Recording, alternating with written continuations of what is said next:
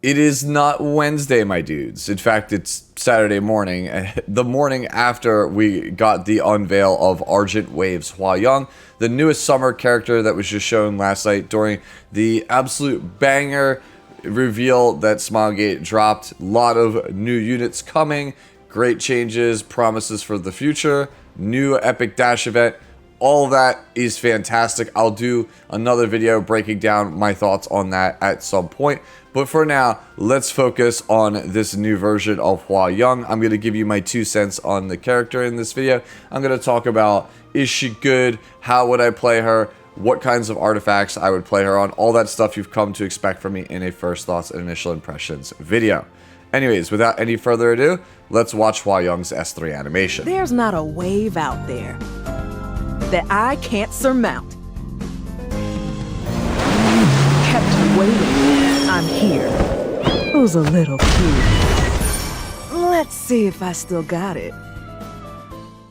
Yep, I think I can enthusiastically say she still got it. I'm so stoked that the summer character this time around is a alternate version of Bystander Hwayoung. Bystander Hwayoung has been one of my favorite characters to play since her release. I know a lot of people don't like the character. She's the best geared character on my account, and I play her a whole hell of a lot in a variety of game modes. And that is largely because I just think the character looks so cool, and brawler type characters are just my absolute favorite in video games. So getting another Hwayoung feels like a dream come true. As for her English voiceover artist, it is once again Jentel Hawkins, who I still really love in this role. Her voice is so distinct from the rest of the cast and it makes her really stand out, which is something I really appreciate. If you don't know, she's primarily known as a voice acting coach, and you could hear her on shows like The Fairly Odd Parents, A New Wish. Moving on to Argent Wave's Hwayoung's stats, she is an Ice Thief of the Leo zodiac symbol, which means she shares a stat line with characters such as Vildred, Arbiter Vildred, and Remnant Violet. Taking a closer look at her stats, she has 1,283 attack, 522 defense, 5,138 health, 116 speed, 23% starting critical hit chance, 150% starting critical hit damage, and despite what it says here on the screen, it is actually 0% effectiveness and 0 starting effect resistance. This, I believe, is an error in the video, and it is something we'll revisit when we talk about the newest version of Tenebria in the other first thoughts and initial impressions video that I will cover later on today. As for her imprint, she has effectiveness for the top and bottom side of the team, and critical hit chance for herself. Considering she is a Leo Thief, which is the highest attack score amongst thieves in the game, that means she is primarily a damage dealer, and critical hit chance is the best self-imprint for damage dealers, meaning that if you want to pick up extra copies, this is a pretty safe bet to do so. Before breaking down the character, as always, let's go over the kit so that way we're all on the same page, starting with Hwayoung's skill 2 passive, Advent of the Sura. After an ally uses a non-attack skill, activates Swallow Kick on the enemy with the highest defense. Note that it is an ally uses a non-attack skill. When we talked about this skill last night on stream, many seem to think it was when an enemy uses a non-attack skill. But no, it is when an ally uses a non-attack skill, you activate Swallow Kick, which has a 3-turn cooldown, and you acquire 2 souls upon use. Swallow Kick states, after granting increased attack to the caster for 2 turns, attacks the enemy by leaping forward and increases the combat range of the caster by 20%, penetrates the target's defense by 50%. When the caster is granted Vigor, grants an extra turn to Hwayoung. Moving on to the gorgeous looking S3, it is Argent Flash. You acquire 3 souls upon use, and it has a 4 to 5 turn cooldown depending on skill level. Attacks all enemies with a water scooter, and increases combat radius of the ally in the back row by 50%. Grants vigor to the caster for 2 turns. Soulburn effect for the cost of 10 souls, increases damage dealt. And finally, Hwayoung's basic attack skill is Lightning Kicks. Attacks the enemy with kicks and dispels 1 buff. Based on the name, I'm wondering if this is a reference to Chun-Li, as her signature skill is localized as Lightning Kicks in the English version of Street Fighter. Anyways, now that you know the kit, let's talk about the character. Heroes in Epic 7 with the Leo zodiac symbol are all about one thing, and that is damage. Just look at the characters that have this zodiac symbol already in the game if you don't believe me. Arbiter Vildred, Remnant Violet, Red Sirmia, Eternal Wanderer Ludwig, Roy Mustang. These are all glass cannon characters, and considering Hwayoung has absolutely 0 skills in her kit that help her survive, I think it's an almost surefire bet that this character is just built to run things over with her jet ski and not stop to try to tank down. At least, you know, not unless you want to do your best like 2019 D-Gen Arby impression and put her on Moonlight Dreamblade with some kind of bulk. I mean, her basic attack skill does have a Dispel, so it's not like it's totally off the wall. Anyways, Argent Wave's Hwayoung on the surface is really simple, I feel like, in what she does. It's how players will utilize her, I think, that makes her an interesting character. At her core, Hwayoung is what we refer to in the Epic 7 community as a bridge.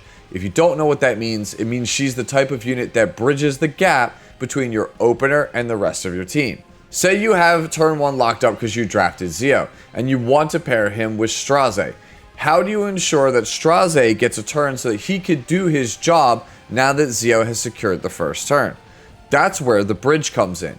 You want to play a hero like Blooming Lidica with your Zio so that way you can push back the enemy team, and that will allow Straze to actually get to his turn, secure his skill 3, and hopefully win the game from there. Hwayoung is that kind of character.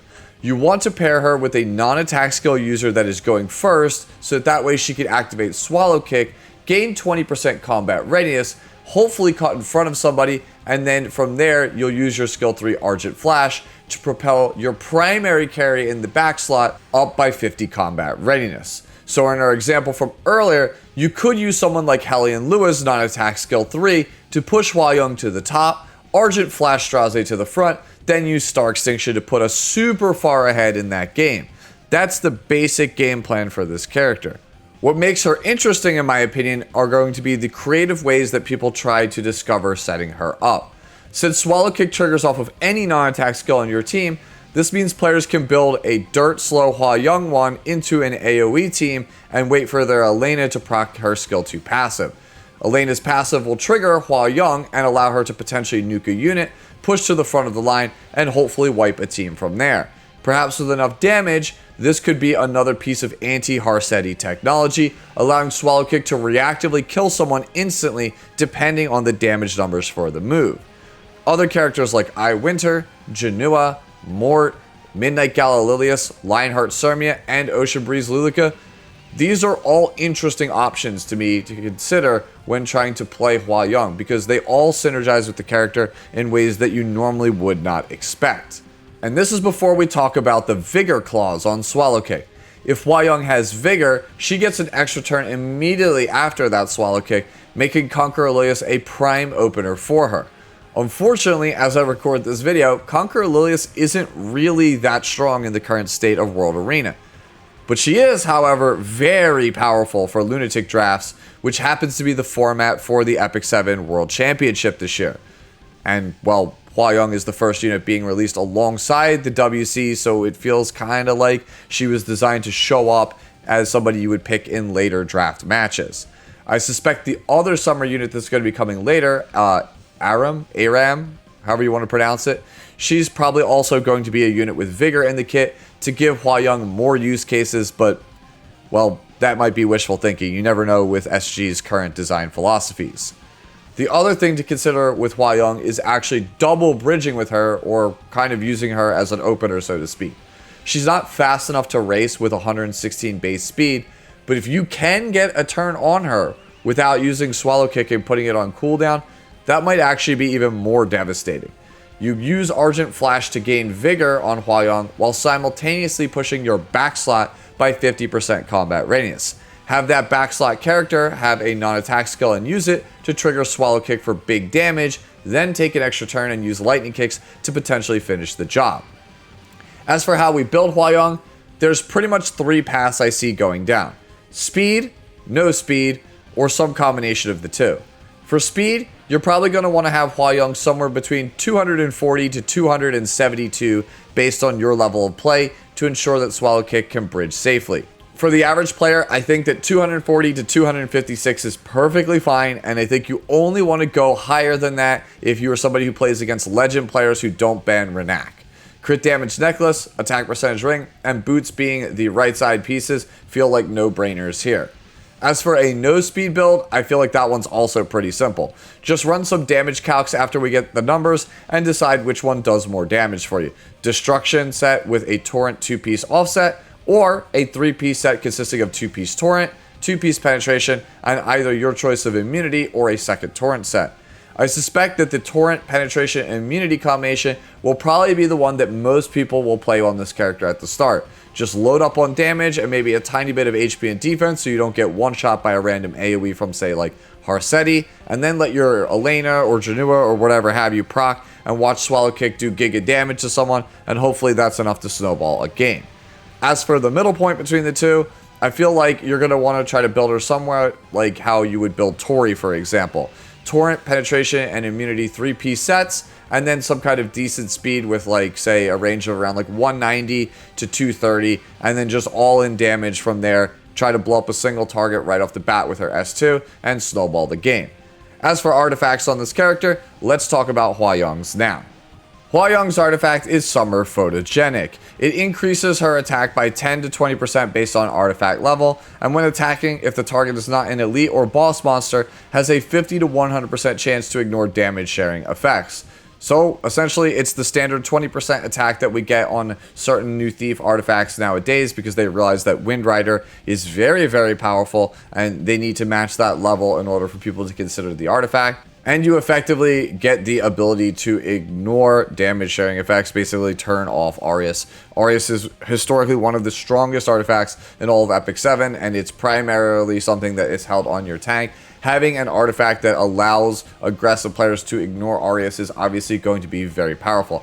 Is it necessarily going to be the best one for Hwayoung? I don't know. You're going to have to end up testing it, but there will definitely be cleavers out there that are going to want to have this artifact, are going to want to experiment with it and see how good it is against turn 2 tank down players that are trying to survive their cleave. So this is definitely one that is worth picking up alongside of Hwayoung, largely because it's a summer artifact. So correct me if I'm wrong, if this thing is limited, you're going to want to grab at least one copy because you just never know. It won't come back for like another year plus.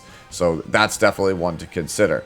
Other artifacts I would consider are things like Sword of Summer Twilight, if you just want to maximize the skill 3 damage, Alexis Basket, and Wind Rider, because these are just all reliable artifacts. And maybe even Secret Art Storm Sword might be good as like a solid anti-cleave. Like maybe you have Ocean Breeze Luluka and also this character on Secret Art Storm Sword, and then they both get pushed up when your opponent uses a non-attack skill, and then you can use Luluka there for, you know, whatever have you to ensure that the character actually cuts in front of things. Not the best because Swallow Kick already gives attack buff, but something to consider. Oh, one final note I do want to point out about Summer Photogenic. It does have flat defense on the artifact. Thief historically is like the worst class in the entire game when it comes to defense, so having bonus flat defense on this might also make it very, very valuable for certain characters. So that's something to keep in mind when considering picking up this artifact. Overall, I think Argent Waves Hwayoung is a really solid unit. Her design is super cute, and her kit is flexible enough where I think players will have a fun time trying to determine her best use cases. How good or bad she is, I think, is going to largely depend on her damage multipliers. She is a summer limited, which makes her pretty much a no-brainer to pick up unless you want to be stuck without her for like 12 to 15 months waiting for a rerun. But I mean, come on, look at how cool she is. How can you not pull for a character like this? And those are my thoughts on Hwayoung. Now I want to hear from you. What do you like about the character? What do you dislike about the character? Let me know any and all thoughts about her if you're going to be pulling for her down in those comments below. And make sure you check out my review for the newest ML version of Tenebria, which should go live about the same time that this video airs. Anyways, as always, enjoy the rest of your day, the rest of your week, and I'll catch you in the next one. Later now.